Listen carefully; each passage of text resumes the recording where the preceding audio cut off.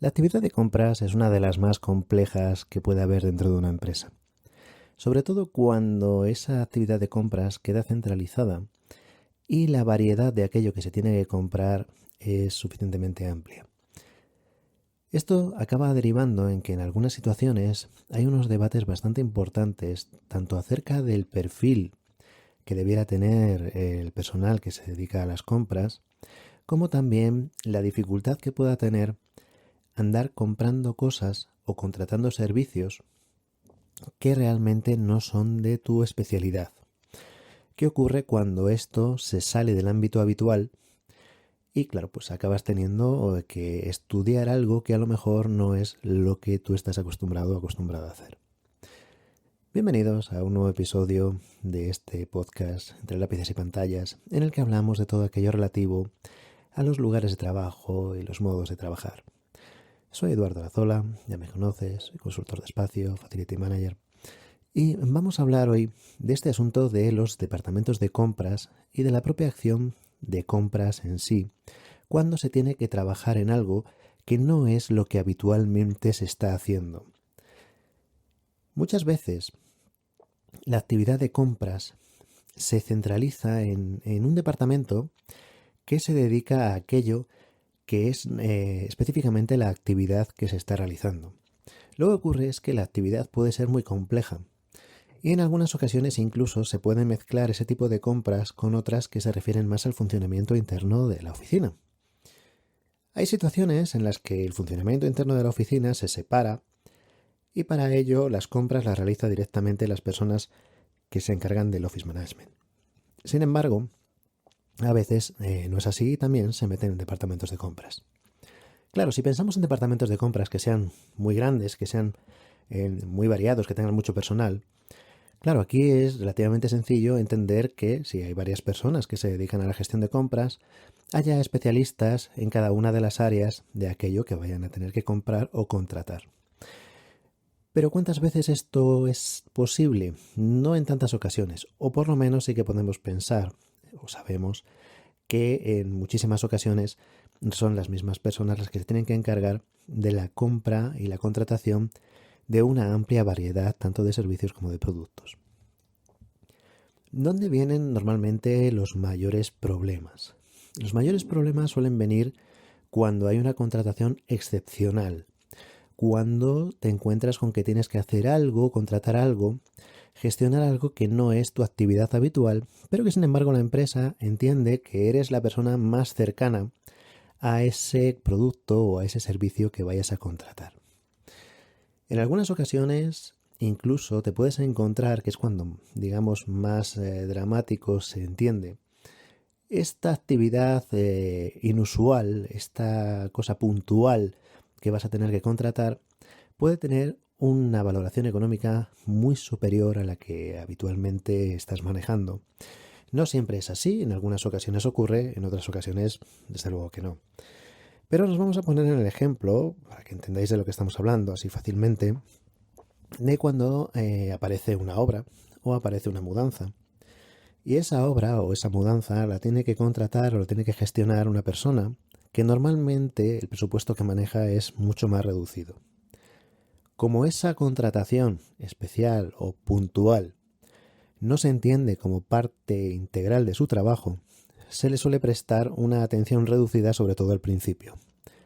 ¿Qué ocurre? Cuando ya se da cuenta de que está manejando en ese momento un presupuesto de la empresa bastante superior al que tiene costumbre de manejar, aparecen una serie de problemas, nerviosismos, etcétera, que en muchas ocasiones ya es demasiado tarde para que la gestión sea correcta. Estamos hablando de estas situaciones en las que hay un cambio de oficina, hay una modificación, hay una obra, hay una mudanza, y una persona que se está dedicando a la gestión de la oficina y que a lo mejor se dedica simplemente, entre comillas, simplemente, a la contratación de aquellos servicios que mantienen la oficina en el día a día, o a comprar consumibles, contratar consumibles, que dentro de la complejidad que tiene todo ello, en muchas ocasiones acaba sumando un presupuesto general que es bastante más reducido del que pueda costar una implantación de una oficina o un traslado completo. En algunas ocasiones, si la empresa no dispone de un departamento que se encargue de estas cuestiones específicas, se le encarga este trabajo a la misma persona que se está encargando de comprar y contratar lo que se utiliza habitualmente en la oficina.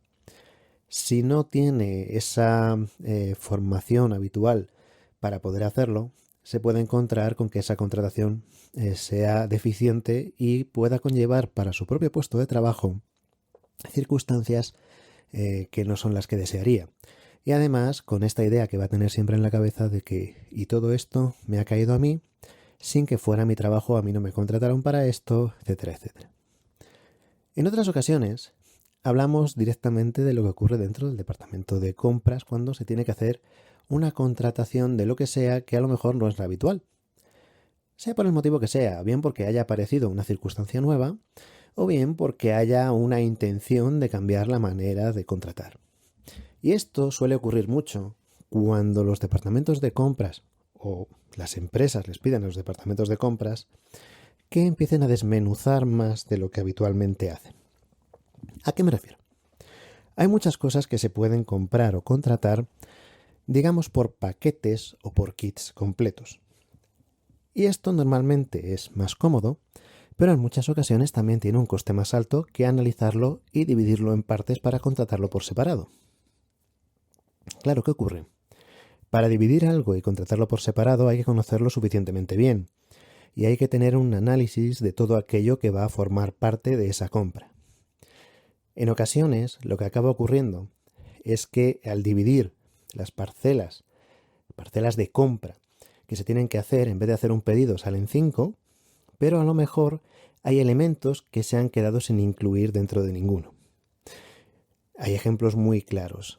Imagínate que vas a contratar el trabajo necesario o el material y el trabajo necesario para poner un nuevo puesto de trabajo en tu oficina. Va a haber una persona más. Bueno, pues a lo mejor vas a empezar a comprar mesas, silla, cajonera, todo lo que sea necesario. Y llega un momento en el que tienes que electrificar ese puesto, tienes que conseguir que esa persona tenga un enchufe o varios enchufes y sus tomas de datos, etcétera. Y bueno, pues entonces contratas a una empresa que hace datos, contratas a una empresa que hace electricidad y ahí es donde suelen ocurrir estos elementos frontera que pueden ser los más peligrosos. Al final, tanto el cable de datos como el cable eléctrico van a tener que concurrir en una caja de suelo, en una regleta, en una mesa. ¿Quién va a suministrarte esa regleta? ¿Quién va a conectarla a la mesa? Al final son cosas que se tienen que decidir y que por defecto podrían corresponder a ambas empresas o a ninguna. Es algo que, bueno, ¿por qué va a tener que hacerlo el electricista o por qué va a tener que hacerlo la empresa de datos? Lo tienes que definir tú. En algunas ocasiones, eso son cosas que se quedan sin definir y cuando el electricista ha terminado su parte del cable eléctrico y la empresa de datos ha terminado su parte del cable de datos, ¿dónde se conecta? ¿Quién se encargaba de la caja? ¿Se ha considerado el coste de la caja?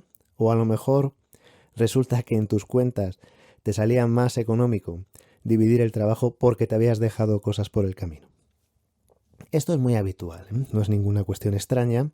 Y pongo este ejemplo que para muchas personas dirán, bueno, hombre, es que esto es muy claro y esto a mí no me pasa. En la experiencia de ya décadas dedicado a la consultoría en oficinas, lo he encontrado unas cuantas veces. O sea, sí que ocurre incluso en personas que son bastante profesionales y que, bueno, pues que se han encontrado en estas tesituras, a lo mejor porque antes lo contrataban todo en un conjunto y decidieron que a partir de ese momento iban a analizarlo más. Y analizarlo más significa que en el camino puede haber un cierto periodo de aprendizaje. Esto por una parte. Y por otra parte, ya para terminar el episodio, sí que me gustaría hacer esta reflexión de que no es lo mismo entender del producto que saber comprarlo. Veréis, siempre ha habido una discusión, y probablemente a esto le destinemos un episodio completo, pero siempre ha habido una distinción o una discusión entre cuál es el perfil idóneo para un departamento de compras o para las personas del departamento de compras. Así, en general, puede haber dos opciones que estarían en los polos opuestos de una misma situación. Uno sería una persona de perfil financiero. Y esa persona de perfil financiero tendría muy claro qué es lo que tiene que cuadrar en su hoja de cálculo, digamos. Mientras que una persona de perfil técnico tendría muy claro qué es lo que tiene que comprar y qué es lo que tiene que contratar. Sin embargo, puede que no tenga la habilidad negociadora o la capacidad de cuadrar los números exactamente como la tendría un perfil financiero. ¿Qué es lo que prefieres para tu empresa? Alguien que conozca muy bien el producto que tiene que comprar y que tenga una capacidad de discernimiento y de valoración de aquel producto que puede funcionar mejor o que tiene mayor o menor calidad, pero que a lo mejor luego cuando acaba el año se revisan las cuentas y te das cuenta de que no está todo, no cuadra como habíais previsto, cuando a lo mejor esa desviación tal vez se podía haber evitado o tal vez no. O bien prefieres a una persona que sí que tenga muy claro que esa desviación no se puede producir o que esos números tienen que cuadrar de una cierta manera, pero que a lo mejor incurre en la compra de un material inadecuado o de calidad excesivamente baja o alguna cuestión así para que su hoja de Excel quede todo lo cuadrada que tiene que quedar a final de año. Claro, lo ideal serían las dos cosas, pero como ocurre en la vida en general, muchas veces pues esto sería una utopía y las personas que han dedicado su formación a la parte técnica o de conocimiento del producto no la han dedicado a la parte financiera y viceversa, porque al final el tiempo es el que es y cada uno lo dedica a aquello que estima que le va a ser más necesario o más útil. Más allá de esta discusión de si pues, un perfil financiero o un perfil más técnico, a la hora de comprar un producto o contratar un servicio, por una parte efectivamente tiene su importancia el conocerlo, el saber cómo funciona o saber distinguir unos elementos de otros. Eso está claro. Pero por otro lado, en un departamento de compras lo que debe tener prioridad es saber comprar o contratar ese producto o servicio. ¿A qué me refiero? Vamos a poner un ejemplo. Imagínate que vas a comprar algo que pese. Imagínate una batería, un SAI para tu oficina. Bueno, vas a tener que hacer un pedido de ese SAI. Pero luego ese SAI va a tener que ser, aparte de fabricado por ese fabricante que haga el SAI, vas a tener que instalarlo en el lugar donde lo vas a colocar, en tu oficina. Por lo tanto, te hará falta contratar una instalación. Pero luego además, más allá de que hayas comprado el SAI y que hayas contratado una empresa instaladora, con todo lo que puede conllevar y la complejidad que puede haber entre medias, no vamos ni siquiera a entrar en cómo comprarías la electrónica de red, quién se encarga de esto, quién se encarga del cable de datos o el eléctrico, etcétera, etcétera. Todo eso ya sería desmenuzarlo demasiado aquí. Pero hay un tema que es muy recurrente y es que el departamento de compras compra el SAI al fabricante, contrata la instalación a una empresa instaladora o a varias, pero llega un camión con el SAI a la acera delante de tu edificio, lo descarga, lo deja en la acera y ahí está. Y ese SAI a lo mejor pesa varios cientos de kilos. ¿Cómo llega ese SAI a la planta en la que está tu oficina? Que a lo mejor estás en la planta quinta o en la planta novena. Y resulta que para entrar el edificio a lo mejor tiene 4 o 5 escalones en la entrada. O a lo mejor tiene una rampa, pero que es excesivamente empinada para que puedas subirlo empujando. O a lo mejor no disponías de una carretilla para poder, o de una plataforma con ruedas para poder subir el SAI encima. O a lo mejor esa plataforma no puede acceder por donde tienes que subir. O para entrar en tu oficina tienes que atravesar un hall que tiene un suelo de mármol y que esas ruedas de la plataforma puede ser que lo rayen y deberías haberlo protegido antes, habiendo puesto pues algún tipo de protección de pavimento. O a lo mejor luego pues tiene que subir por un montacargas que está en otra zona del edificio. O tal vez tienes que utilizar los ascensores del edificio pero protegiéndolos. Y ese coste de protección del montacargas o del ascensor en cuestión también tienes que contemplarlo. Y lo mismo cuando llegas a la planta en la que estés. Y luego desde allí, pues cruzar el hall de tu oficina, que también será de ese mármol que decíamos antes, y que también se podría rayar y que también tienes que proteger. Y eso lo tienes que contratar a alguien o tienes que tener personal propio que se encargue de hacerlo. No se trata tanto, como ves, de conocer perfectamente el funcionamiento del SAI, conocer la circuitería interna o conocer cómo funciona internamente ese aparato, sino de hacer una compra que abarque desde la fabricación de ese aparato hasta que esté instalado y funcionando dentro de tu oficina. Evidentemente, siempre vas a poder tener la opción de contratar a alguna empresa externa que se encargue de todo ello y que sea esa empresa en general quien haga ese análisis y desmenuce y contrate todas las partes, o que tenga personal propio para hacerlo todo. Pero si lo quieres hacer tú, pues realmente lo que necesitas, más que conocer si el SAI internamente funciona de una manera o de otra, eso, digamos, es la parte de la selección del producto que vas a adquirir. Realmente necesitas estar capacitado para contratar todos los elementos necesarios, y por elementos me refiero fabricación, transporte interno, protección del edificio, instalación tanto eléctrica como de datos, lo que sea, todo lo necesario para que al final este aparato esté funcionando correctamente y esté dando servicio a tu oficina, que es para lo que lo has adquirido.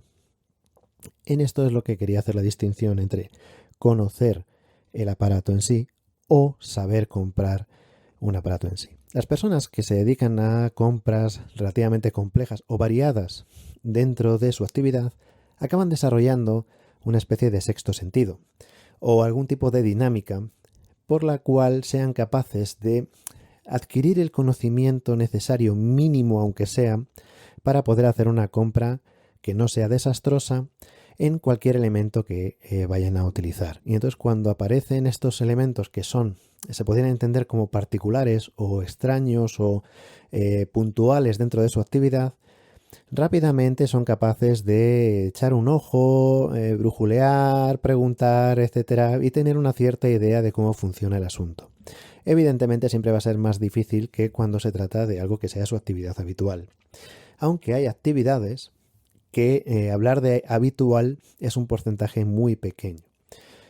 En los años que me he dedicado al tema de las oficinas, sí que os puedo decir que cada oficina tiene un porcentaje de particularidades puntuales para esa sola oficina o para ese solo proyecto en ese momento, que es excesivamente, no, es muy alto. Es muy alto con respecto a los elementos que se repiten habitualmente. No es una actividad que se pueda considerar como estándar que se repita una y otra vez.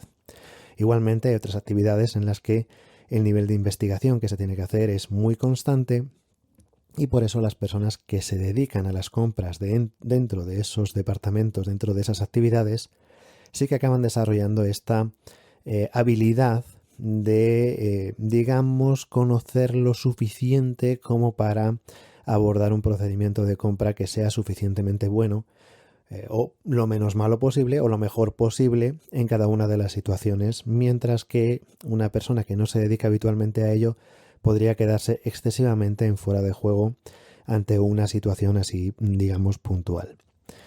Espero que os haya servido de algo y que sirva un poquito de reflexión. Como siempre, lo más interesante serán vuestros comentarios y nos escuchamos en el próximo episodio.